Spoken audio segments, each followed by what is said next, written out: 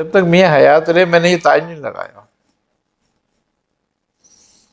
تو ایک دن میاں صاحب نے مجھے بلایا اور بولا یہ بھائی تو تاج کیوں نہیں لگاتا؟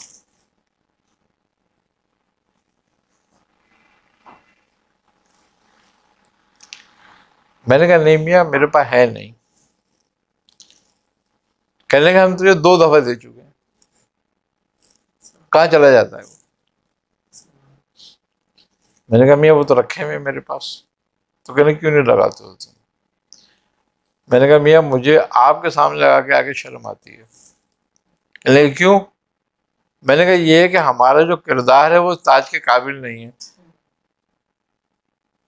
تو اس لیے ہم ڈر کے مارے اس کو نہیں لگاتے ہیں، تاکہ یہ کہ یہ بدنام نہ ہو. ہم بھلے بدنام ہوتے ہیں وہ ایک الگ بات ہے.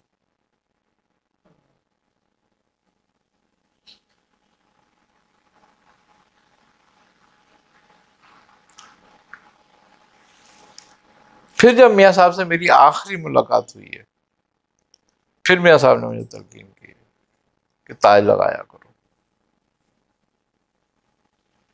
جو سلسلوں کی کچھ اجازت بھی دی تھی میاں صاحب نے اس وقت مجھے، کہ میرے پاس جتنے بھی سلسلے ہیں میں تمام کی تمہیں اجازت بھی دیتا ہوں، اور تمام اوراد اور وظائف کی اجازت دی تھی. شمع شبستان رضا ایک کتاب ہے، آپ کو اجازت تھی اس کی باقاعدہ، اس کی بھی آپ نے اجازت دی تھی. اور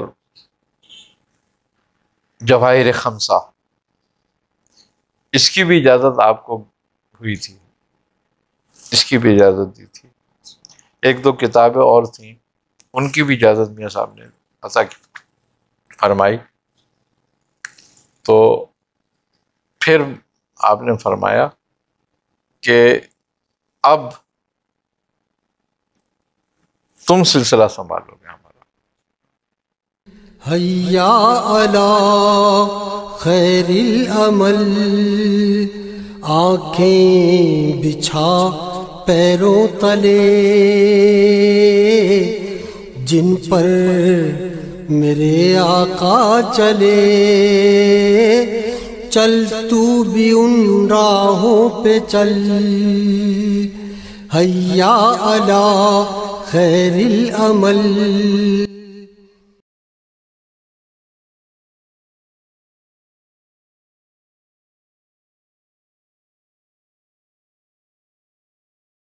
سلاسل میں اکثر تاج پوشی کی ایک روایت ہے، تو اس کے اندر تاج پہنایا جاتا ہے. اس روایت کی ابتدا کہاں سے ہوئی اور اس کی کیا اصل ہے، اس کی کیا فضیلت ہے اور اس کی کیا آداب ہے؟ اصل میں بیسکلی تو یہ چشتیہ خاندان کا ایک طریقہ تھا، اور چشتیہ خاندان کے اکثر بزرگوں کی تاج پوشی ان کے خلفاء اور مریدین کرتے آئے. اصل جو ہے وہ ہے سلسلے کا تاج. اچھا خوبی کی بات یہ ہے کہ سب سے پہلے جو تاج آیا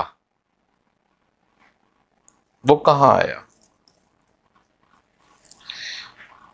نبی کریم صلی اللہ علیہ وسلم کے لیے حضرت جبرائیل لے کر آئے تھے 4 خانہ تاج.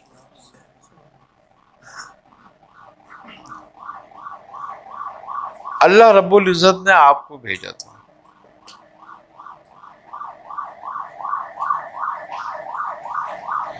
تو یہ گویا سنت مصطفیٰ صلی اللہ علیہ وسلم ہے. اہل چشت نے اس کو بڑی اہمیت دی اور ان کے ہاں ایک قانون بن گیا اس کا. آج مسئلہ یہ ہوا ہے کہ پہلے یہ ہوا کرتا تھا کہ خرقہ اور خلافت جب عطا ہوتی تھی تب تاج پہنایا جاتا تھا، اور یہ تاج صرف وہی پہن سکتا تھا جو سلسلے کا خلیفہ ہو.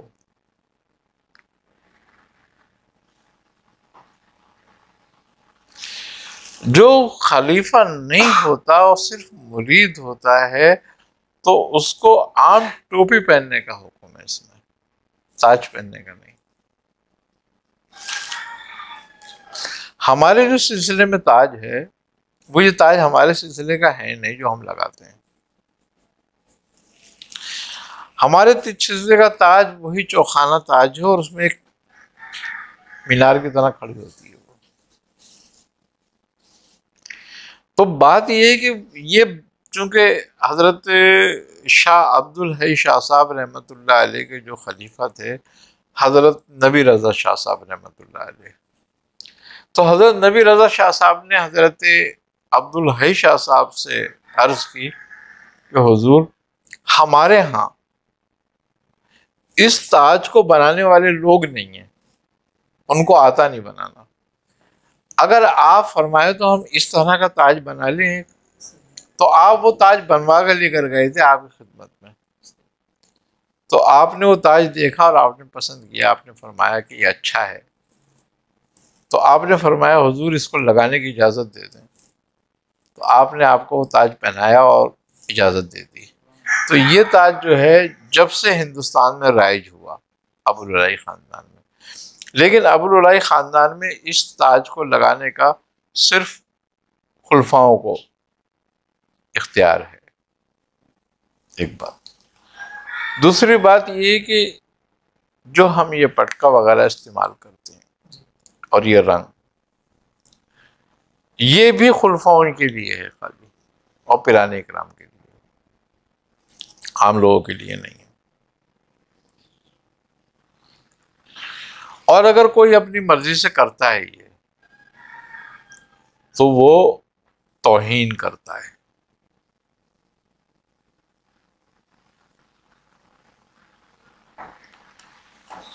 سب سے بڑی بات یہ کہ اس کو لگانے کے بعد آپ کسی غیر شرعی امور میں شریک نہیں ہو سکتے. اس کو لگانے کے بعد آپ کی ذمہ داری بڑھ جاتی ہے، یعنی کہ اس کی عظمت اور اہمیت آپ کو اپنے کردار سے ادا کرنی پڑتی ہے قیمت.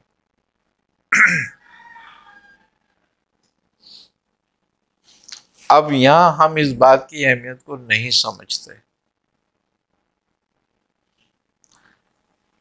یہ لگا کر بھی جو چاہے کر رہے ہوتے ہیں.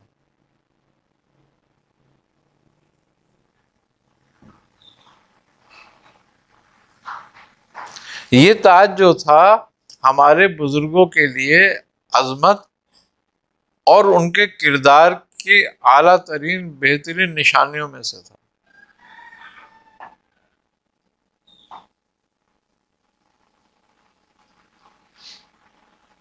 لوگ اس تاج کو لگانے والوں پہ بھروسہ کرتے تھے، اعتماد کرتے تھے.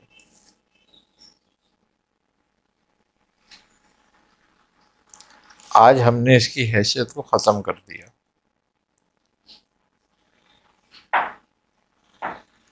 کیونکہ اس تاج کو لگا کے اگر ایک شخص کوئی برائی کرتا ہے اور وہ نظر میں آ جاتا ہے تو وہ ہر اس تاج کو لگانے والوں کو پھر شک کی نظر سے دیکھنے لگتے ہیں کہ یہ وہی ہے.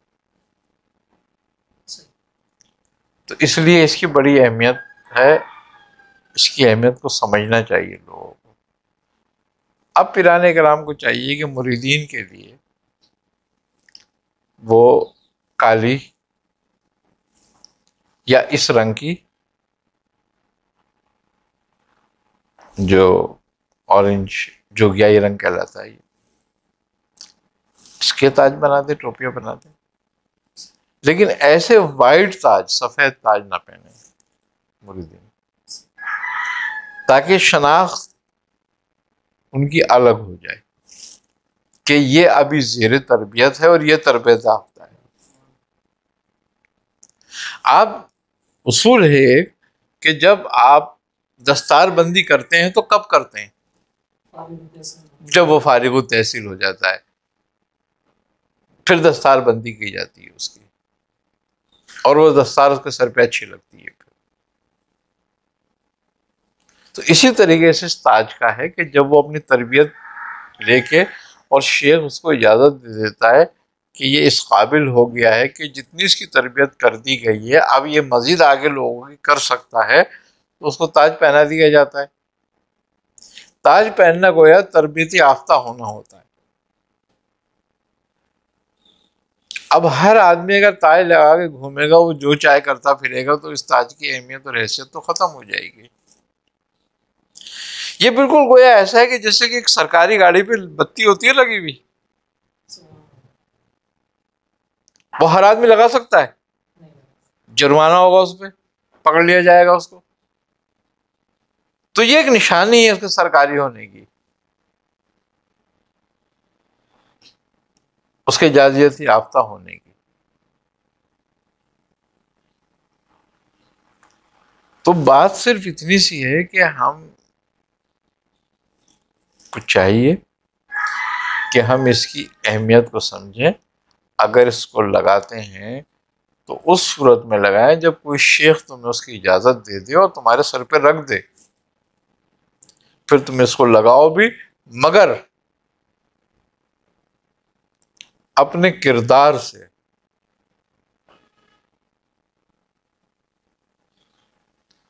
اس کو عزت بھی دلاؤ،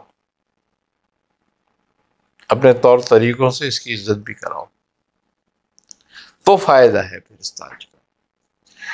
خوبی کی بات یہ تھی کہ ایک دو دفعہ کچھ میاں صاحب کے خلفاؤں سے کچھ ایسے معاملات ہوئے جن کی شکایتیں آئیں بہت، تو آپ یقین نہیں کریں گے کہ انہوں نے میاں صاحب ان کی خلافت ختم نہیں کری ہیں، مگر ان کے تاج لے لیے۔ کہا تاج نہیں پہنو گے تم، خلافت تمہاری میں ختم نہیں کر رہا، کیونکہ یہ اعلان ہو چکا، اس کو واپس نہیں لیا جا سکتا، لیکن یہ واپس میں لے سکتا ہوں، مجھے اتھارٹی ہے اس کی۔ میاں صاحب نے ان کو تاج لے لیا اور پہننے کا حکم کہا کہ جب تک میں نہ کہوں اب نہیں پہنو گے تم یہ تاج۔ تاج اتارنے سے مراد یہ ہے کہ معزولی۔ پھر یہ ہوا کہ انہوں نے جب توبہ اللہ کر لی اور وہ رائے راست پہ آ گئے، تو پھر میاں نے فرمایا کہ یہ ان کی امانت ہے، ان کو دے دو۔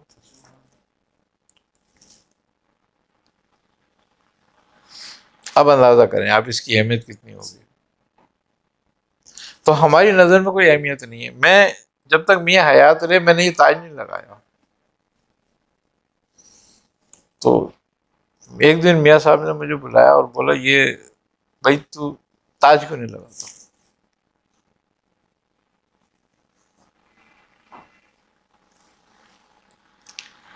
میں نے کہا نہیں میاں میرے پاس ہے نہیں۔ کہنے لگا ہم تجھے 2 دفعہ دے چکے ہیں، کہاں چلا جاتا ہے وہ؟ میں نے کہا میاں وہ تو رکھے ہوئے میرے پاس۔ تو کہنے کیوں نہیں لگاتے ہو تم؟ میں نے کہا میاں مجھے آپ کے سامنے لگا کے آگے شرم آتی ہے۔ کہنے لگے کیوں؟ میں نے کہا یہ ہے کہ ہمارا جو کردار ہے وہ تاج کے قابل نہیں ہے، تو اس لیے ہم ڈر کے مارے اس کو نہیں لگاتے ہیں، تاکہ یہ کہ یہ بدنام نہ ہو، ہم بھلے بدنام ہوتے ہیں وہ ایک الگ بات ہے۔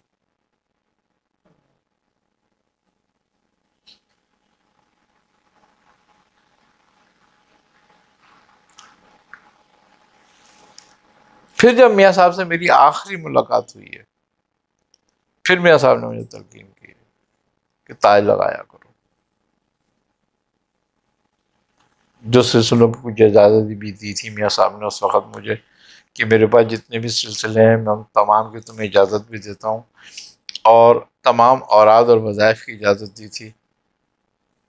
شمع شبستان رضا ایک کتاب ہے، آپ کو اجازت تھی اس کی باقاعدہ، اس کی بھی آپ نے اجازت دی تھی، اور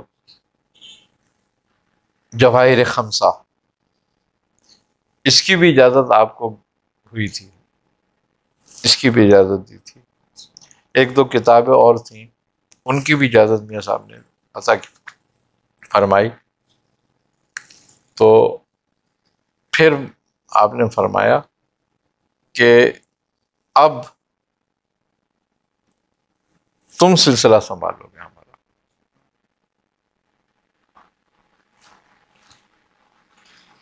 مجھے اس بات کا نہیں تھا، میں نے کہا ٹھیک ہے، لیکن 1 ہفتے کے بعد ہی آپ کا وصال ہو گیا۔ میں کبھی محفل سما میں نہیں بیٹھا، مجھے بالکل نہیں تھا شوق اس کا. لیکن جب میاں صاحب کا وصال ہو گیا تو میاں صاحب 17 تاریخ کی ختم کرایا کرتے تھے. تو آپ نے 17 تاریخ مجھے دی تھی خود. پہلے میں 27 تاریخ کرتا تھا، پھر میاں نے مجھے 17 تاریخ دی تھی، تو پھر میں نے 17 شروع کر دی تھی. میں 17 کرتا تھا. پھر تو 17 کی نیاز کرتے تھے، محفل وغیرہ نہیں کرتے تھے. تو 17 تاریخ آ رہی تھی 11ویں شریف کی، تو میں پڑھائی پہ بیٹھا ہوا تھا. تو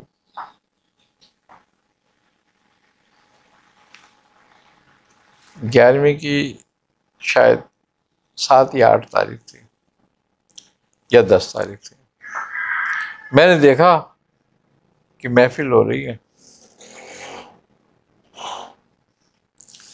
اور میاں صاحب تشریف لائے، تو میرا ہاتھ پکڑ کے لے کے گئے.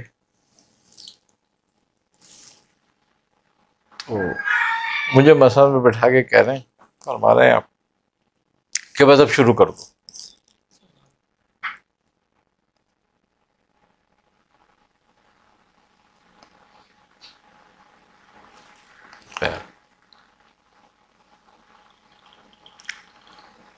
بس میری آنکھ کھلی. دوسرے دن صبح کو جب میں مطب پہ گیا تو ایک قوال ہے صابر،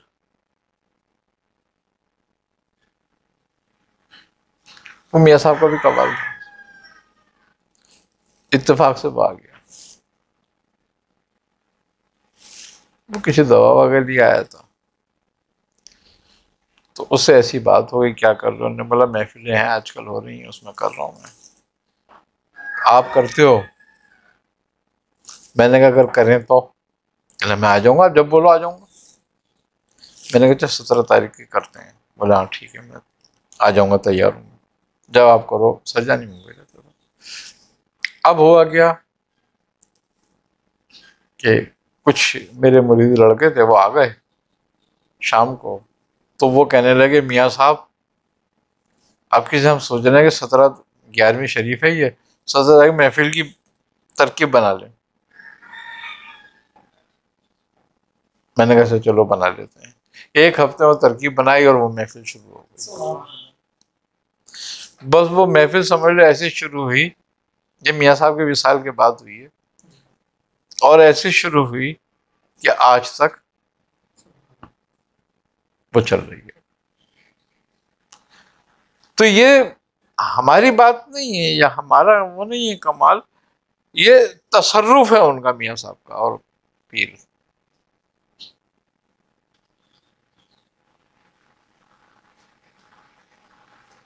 کہ وہ اپنا کام خود کروا رہے ہیں اور ایسے اسباب پیدا ہو جاتے ہیں کہ اور مزید بہتر سے بہتر ہوتا جا رہا ہے. ہر سال بہتر ہو جاتا ہے. اور یہ پروگرام کے بعد پھر لوگوں کے جو تاثرات آتے ہیں، خاتون کی میرے پاس کال آئی اور وہ کہتی ہیں کہ آپ کی جو سالانہ محفل تھی، اس محفل کے بعد میں نے خواب کے اندر دیکھا کہ اسی طرح کی ایک محفل لگی ہوئی ہے اور اس محفل کے اندر میاں حضور دامت برکاتہ قدسیہ بیٹھے ہوئے ہیں، اور جو تاج پوشی میاں حضور کی آپ کی سالانہ محفل کے اندر ہوئی تھی، جو تاج تھا، وہی تاج میں نے مولا علی کرم اللہ تعالی وجہ کریم کے ہاتھ میں دیکھا، اور مولا علی کرم اللہ تعالی وجہ کریم نے وہ تاج میاں حضور کو پہنایا. تو یہ برکت ہے میاں. جی یہ برکت میاں صاحب کی ہے، ان کی نسبت کی ہے.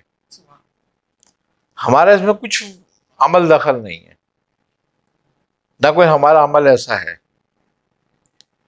یہ صرف جو اثر ہے نسبت کا ہے، اور یہ آپ ہی کی نظر عنایت اور برکت ہے جو کچھ ہے.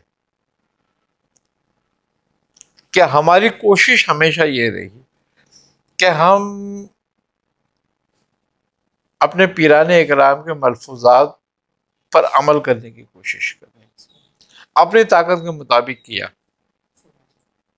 باقی قبول کرنا نہ کرنا ان کا کام ہے. تو یہ بات ہے، تو اس کی بڑی اہمیت ہے، نسبت کی اور تاج کی بڑی اہمیت۔ اللہم صلی علی سیدنا و مولانا محمد النبی الامی معدن الجود والکرم منبع العلم والحلم والحکمہ واللطف وآلہ وبارک وسلم وصلو علیہ یا الہ العالمین یا رب العالمین یا رحم الراحمین۔ اپنے حبیب صلی اللہ علیہ وسلم کے صدقہ طفیل میں ہماری دعاؤں کو اپنی بارگاہ میں قبول فرما۔ یا الہ العالمین ہمیں ہر طرح کی گمراہیوں سے، محتاجگیوں سے، ذلتوں سے، رسوائیوں سے، ظاہری باطنی امراض سے، آفات ناگہانیاں سے، ناگہانی امراض سے محفوظ فرما۔ ہمیں ہر طرح کی رحمتیں، نعمتیں، برکتیں، صحتیں عطا فرما۔ یا الہ العالمین اپنے حبیب صلی اللہ علیہ وسلم کے صدقہ طفیل میں اس بلائے ناگہانی، اس وبائے عالمگیری جس نے تمام انسانیت کو اپنی لپیٹ میں لیا ہے، سے تیری پناہ مانگتے ہیں، ہمیں پناہ عطا فرما۔ اور یا الہ العالمین اس کو تمام عالم انسانیت سے دفع فرما۔ یا الہ العالمین اپنے حبیب صلی اللہ علیہ وسلم کے صدقہ طفیل میں ہم سب کے کبیرہ صغیرہ گناہوں کو معاف فرما۔ یا الہ العالمین جو ہم سے پہلے اس دنیا سے جا چکے ہیں تمام کل مومن مومنات، مسلم مسلمات، صالحین صالحات، ان سب کو اپنے جواہر رحمت میں جگہ عطا فرما، ان سب کی مغفرت فرما۔ یا الہ العالمین ہمیں سنت مطہرہ پر عمل کرنے کی توفیق عطا فرما۔ یا الہ العالمین ہمیں ہمارے بزرگوں کی محبت عطا فرما، دنیا میں جب تک رہیں ان کی محبت کے ساتھ، اور جب آخرت ہو تو ان کے ساتھ اٹھا۔ یا الہ العالمین ہمارا خاتمہ بالخیر فرما۔ ربنا تقبل منا انک انت السمیع العلیم وتب علینا انک انت التواب الرحیم۔ صلی اللہ تعالی علی خیر خلقہ نور عرشہ زینت فرشہ قاسم رزقہ محمد وعلی آلہ وصحابہ اجمعین برحمتک یا ارحم الراحمین برحق لا الہ الا اللہ محمد رسول اللہ۔ فیض کا دریا شاعر آپ ہی تو ہے، تیرے مرشد میرے آقا شاعر آپ ہی تو ہے۔ تمہارے در پہ جو آیا خدا کو اس نے پہچانا، تمہارے در پہ جو آیا خدا کو اس نے پہچانا، خدا کو اس نے پہچانا۔ ہدایت کا صحیح رستہ شعارف آپ ہی تو ہے، فیض کا دریا شعارف آپ ہی تو ہے، مرشد میرے آقا شعارف